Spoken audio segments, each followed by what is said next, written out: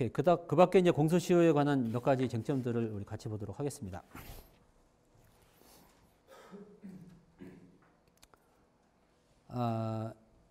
그 밖에 아니라 요거랑 또 연결되는 걸 좀 얘기하죠. 이렇게 해서 이제 우리가 그러면 이렇게 헌정질서를 파괴하는 범죄에 대해서는 공소시효를 폐지해야 된다라고 하는 어떠한 그런 입법도 있고 그런 주장도 있고 입법도 있고 했는데, 최근에 또 어떠한 일이 있게 됐냐면, 우리나라에서 성범죄가 상당히 그 사회적인 문제가 많이 됐어요. 그리고 그 성범죄의 내용이 굉장히 극악하고, 그래서 성범죄에 대한 국민들의 어떤 반감이, 그 여론이, 이 성범죄에 대해서는 강한 처벌을 해야 된다는 국민이 이제 여론이 형성이 됐고, 그것을 반영을 해서 최근에 이제 국회에서 성범죄에 관한 처벌, 특히 아동 성범죄 또는 장애인 성범죄에 관한 그 아동이나 청소년이나 장애인을 대상으로 한 성범죄에 대해서 강한 처벌을 하는 쪽의 입법이 계속 이루어지고 있습니다.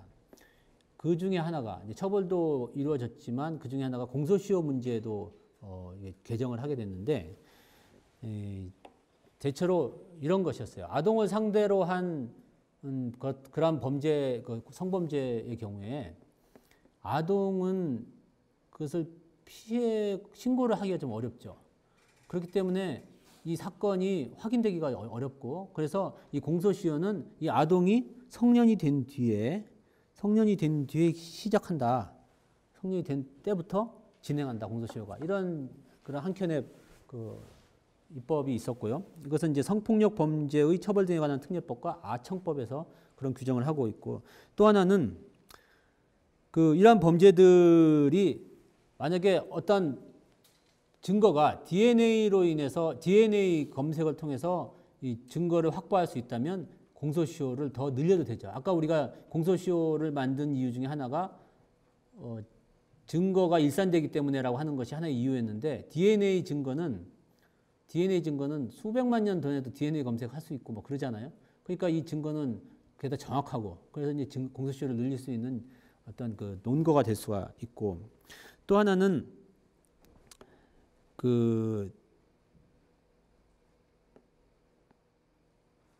아주 13세 미만이나 또는 장애에 대한 어떤 강간죄 같은 경우에는 공소시효를 배제하는 그러한 이제 조항을 가지고 있으니까 아주 취약계층, 공소시효 자체를 아예 없애는 것이 있고, 또 하나는 강간인데 강간 살인에 이르는 것처럼 굉장히 극악한 범죄는 공소시효를 없애는 쪽, 이렇게 이제 네 가지 트랙으로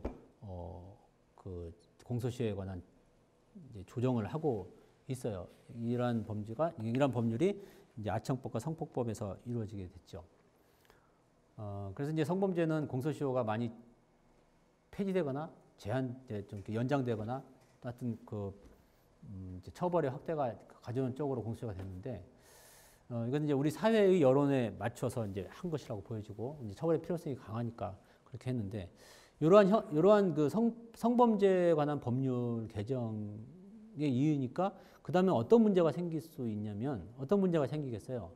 성범죄의 공소시효를 폐지했다. 그런데 13세 미만 아동에 대한 강간죄에 대해서 성범죄를 폐지시켰다. 또는 뭐 이렇게 됐을 때 어떠한 문제가 생길 수 있을까요? 물론 이제 우리가 그냥 법을 떠나서 일반적으로 생각할 때 사실 뭐 살인죄는 이런 주장도 있어요. 살인죄 같은 경우에는 딱 죽으면 고해의 바다인 이 생을 떠나서 천국으로 가니까 더 행복할 수도 있고, 죽은 사람은. 또 가족들은 죽고 한동안은 슬픔에 빠지겠지만 또 이제 시간이 지나면 죽은 사람은 죽은 사람이고 산 사람은 산 사람이고 각자 이제 살아가잖아요.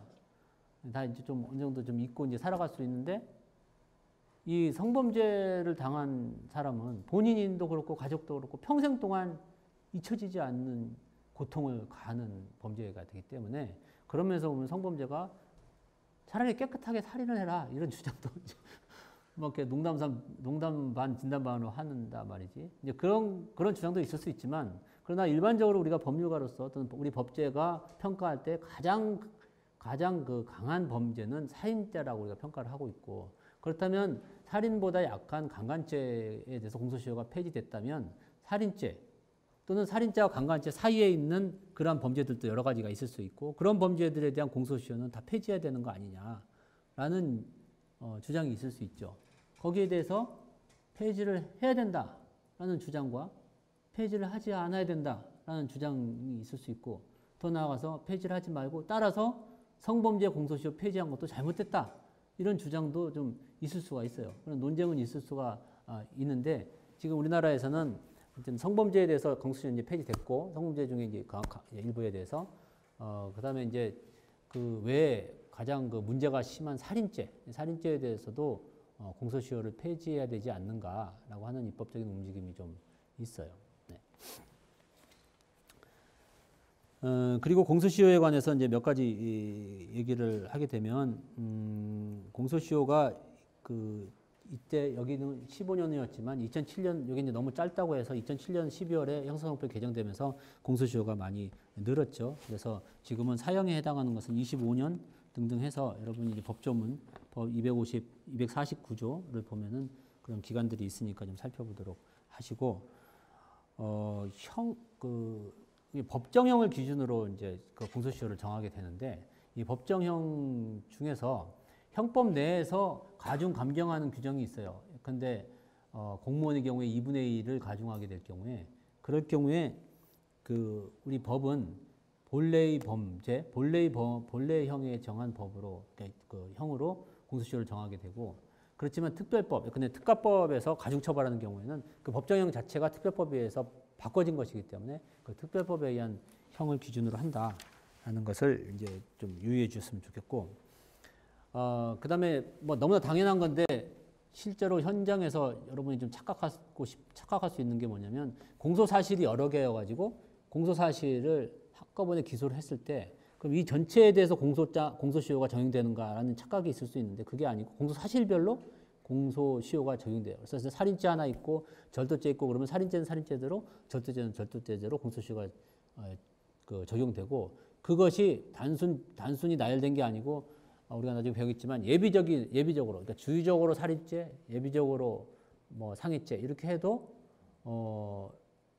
그 각각의 형에 따라서 법정형을 정한다 이렇게 이해하시면 되겠습니다. 네, 그리고 공소시효의 정지에 관해서 조금만 살펴보면은 공소시효의 정지 사유는 공소시효는 중단이 인정되지가 않아요. 공소시효는 그러니까 중단이라고 하는 것은 시간이 근데 10년 공소시효인데 5년 지났다가 어떤 사유가 발생되면 지금까지 진행된 것을 없애고 다시 처음부터 10년이 진행돼야 되는 것을 중단이라고 하게 되고 민사에서는 시효 중단이라는 개념이 있죠. 그런데 형사에서는 이게 형사 공소시효는 중단은 없고 지금까지 진행된 것은 다 인정되고 5년 있다가 공소시효가 정지되고 어떤 사유가 있다가 다시 그 사유가 없어지면 지금까지 진행된 5년에다가 추가돼 그 다음부터 뭐 5년 1일부터 계속 진행되는 그런 정지 제도만 인정되고 있고 그런 정지 사유로서 공소 제기가 있어요. 그러니까 공소를 제기하면 공소시효가 정지되게 되고 또 국외에 도피했을 때 정지되게 되고 재정 신청을 하게 되면 공소시효가 정지되죠. 공소시효가 정지되고 그 다음에 공소 제기 결정을 하게 되면 그때 공소 제기 결정한 날 공소 제기한 걸로 보죠. 그러니까 그 공소시효의 그 단속이 없도록 그렇게 이제 제도를 만들고 있고, 그 다음에 이 공범에 대해서 한 사람에 대해서 시효 정지의 효과가 있었다. 시효 정지 효과가 있었다 그러면 다른 사람에도 시효 정지의 효과가 미쳐요. 이것은 실무에서 상당히 중요하게 자주 일어날 수 있는 일인데. 예를 들면 A, B 두 사람이 범죄를 저질렀어요. 그런데 한 사람은 도망갔어요. 그래서 이 사람만 잡혔어요. 이 사람이 잡혀서 공소 제기를 하게 되면 이 공소 제기를 하게 되면 이때 공소시효가 정지되죠. 공소시효가 정지가 되고 재판이 확정되면 그때부터 다시 공소시효가 진행하게 되는데 그 이때 요 공소 제기해서 재판을 받을 때까지 이때까지 기간 정지되어 있는데 이 정지되는 기간이 이 사람한테도 적용되는가라고 하는 거죠. 이 사람이 적용되는데 요 사람은 계속해서 붙잡히지 않고 도망 다녔기 때문에 공소시효가 계속 진행되느냐? 아니면 이 사람이 잡힌 것 때문에 이 사람도 정지되느냐 하는 문제인데 우리 제도는 이 사람이 잡혔으면 공범에게도 효력이 미쳐서 요 옆에 사람이 재판받을 동안 빠져요. 그리고 이 사람의 재판이 확정되면 그때부터 진행되죠. 그래서 예컨대 뭐 3년 만에 잡혔다가 재판이 1년이 있었다. 공소시효가 예컨대 뭐 5년짜리다. 그러면 이 3년 있다가 1년은 빼지고 이 사람은 그러니까 2년만 더 뭐 자기가 5년 도망 다녔어도 공소시효는 진행되지 않고 6년 도망 다녀야 공소시효가 이제 끝나는 그러한 결과가 이르게 되는 것이죠. 국외 도피는 공소시효가 정지돼요. 그것은 그 소출을 회피할 목적으로 국외를 도피했을 때 외국으로 도망가면 그러니까 소출을 회피할 목적으로 국내에서 도망 다니는 것은 공소시효가 정지되지 않아요. 그냥 잘 꼭꼭 숨으면 돼요. 그런데 외국으로 도망가는 것은 우리나라 사법권이 행사하기 어렵기 때문에 이제 정지 사유로 하고 있는데 그때 도망가는 게 무조건 다 안 되는 게 아니고 이렇게 도피할 목적으로 갔을 때 범죄 소출을 회피할 목적으로 갔을 때 이제 국외 도피가 정지 사유가 되는데 오직 회피하기 위해서만 안 가고 다른 일로. 근데 여러분이 이제 여기서 시험 볼 때 컨닝하는 것은 무슨 죄가 되나? 사형에 처하는 극형에 처하는 나쁜 범죄이죠. 그렇지. 그래서 컨닝을 해서 그것을 회피하기 위해서 미국으로 유학을 가. 근데 나는 컨닝 안 잡히기 위한 목적도 있지만 유학해서 공부할 목적도 있어도 이것도 도피 목적이 된다라고 볼 수 있어요. 도피 목적이 될 수 있다. 그럼 이제 전체적으로 도피 목적이 있는가 없는가 이런 것들은 검사가 입증을 해야 되고 꼭 유일한 목적은 아니지만 그 도피 목적이 있다는 것 자체는 검사가 입증을 해야 된다 하는 것이 판례의 입장이에요.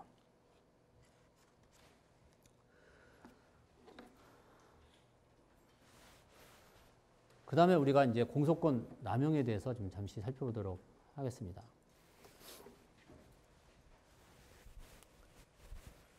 공소권은 합리적으로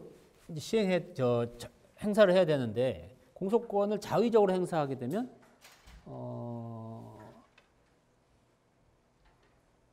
공소 제기가 부적법한 것이죠. 그래서 공소권을 자의적으로 하게 되면 공소 제기 절차가 법률 규정에서 위반한다고 해서 공소기각 판결을 할 수 있다라고 하는 이론이 공소권 남용 이론이에요. 공소권 남용 이론이고 우리 이 판례는 공소권 남용이라는 개념을 채용을 하고 있고 그래요. 그러면 이제 공소권 남용이 언제 이루어질 수 있는가 하는 후보군들을 한번 살펴보면 여기 있는 바와 같이 5가지 정도를 한번 일단 우리가 구체적으로 생각해 볼 수가 있는데 수사를 하는데 막 고문을 해서 증거를 잡은 다음에 공소를 제기했다. 이거는 검사의 공소권이 남용된 거냐? 어때요, 여러분? 위법 수사를 통해서 공소를 제기한 경우에 공소권 남용이라고 할 수 있을까요? 아닐까요? 공소권 남용이라는 뭐 학설도 있을 수는 있겠지만 우리 판례나 일반적으로는 위법 수사를 위한 증거가 다 쓸 수가 없는 거고 따라서 이런 거는 무죄 판결하는 쪽으로 해결을 하고 있어요. 그러면 이번에는 이제 혐의가 없어요. 혐의가 없는데도 불구하고 공소를 제기해요. 이런 건 또 어떨 것 같아요? 혐의가 없어. 이 사람은 죄가 없는데 검사가 기소를 해. 이거 공소권 남용하는 거 아닐까? 그런데 만약에 무혐의가 확실해. 근데 이놈을 괴롭히기 위해서 공소를 제기해야겠다. 검사도 조사를 해봤더니까 죄가 없어. 죄가 없는 건데 와 인정하는데 난 괴롭혀야 되겠다. 이런 경우도 괜찮을까? 이런 경우도 무죄하면 되나? 그러니까 이런 문제들이 딱 일률적으로 결정할 수는 없다는 좀 생각이 좀 되게 됐지. 그럼 밑에 거 한번 보자. 기소유예할 사건에 대해서 공소를 제기하는 경우도 있어요. 근데 너무너무 착하게 살았어. 그런데 지금 뭐 부인이 지금 출산하려고 하고 아무것도 없고 뭐 이렇게 해서 애가 막 울고 그래서 할 수 없이 조금 돈이 필요해서 뭐 어디 가서 뭐 기저귀 값이라도 하려고 한 1,000원을 훔쳤다고 합시다. 그랬는데 그 사람은 기소를 한다. 그럼 누가 봐도 이제 기소유예할 것이 명백하다고 했는데 이 사람만 기소를 한다. 이런 경우는 어때요? 그래서 이제 그거 자체만 알지만 역시 이것도 다른 사건, 그 같은 검사도 다른 사건은 다 이렇게 했는데 이 사람 내가 죽이기 위해 가지고 기소한다. 이런 건 또 한번 자기 생각을 해볼 수 있는 거고, 또 선별 기소라는 게 있어. 선별 기소라는 게 있는데, 선별 기소라는 것은 똑같이 범죄를 저질렀는데 이 사람만 죽이기 위해서 기소를 하는 거예요. 이거는 어떠냐는 거예요. 이게 이제 주로 그 사회적으로 많이 문제되는 게 선거 범죄 같은 경우에서 이럴 수 있지. 선거 범죄에서 똑같이 금품을 살포했어요.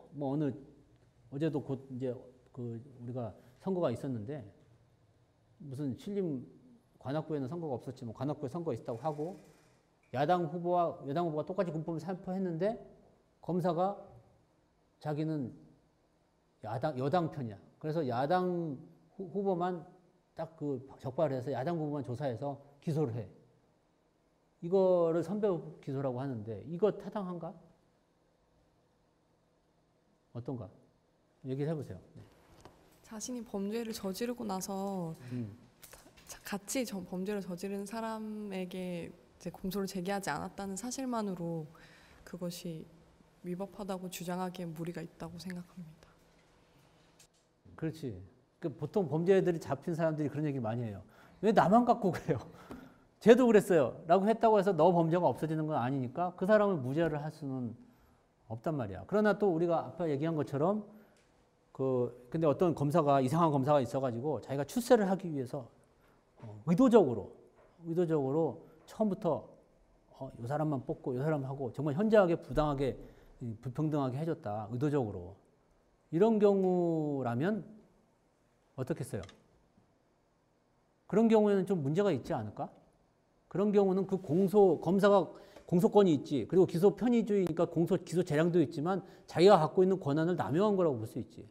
또 거꾸로 자기가 야당 편이라고 해서 야당 국회의원들이 나쁜 짓 한 것은 놔두고 여당 당선인만 잡아가지고 막 이렇게 기소를 한다. 이것도 마찬가지로 문제가 될 수 있단 말이에요.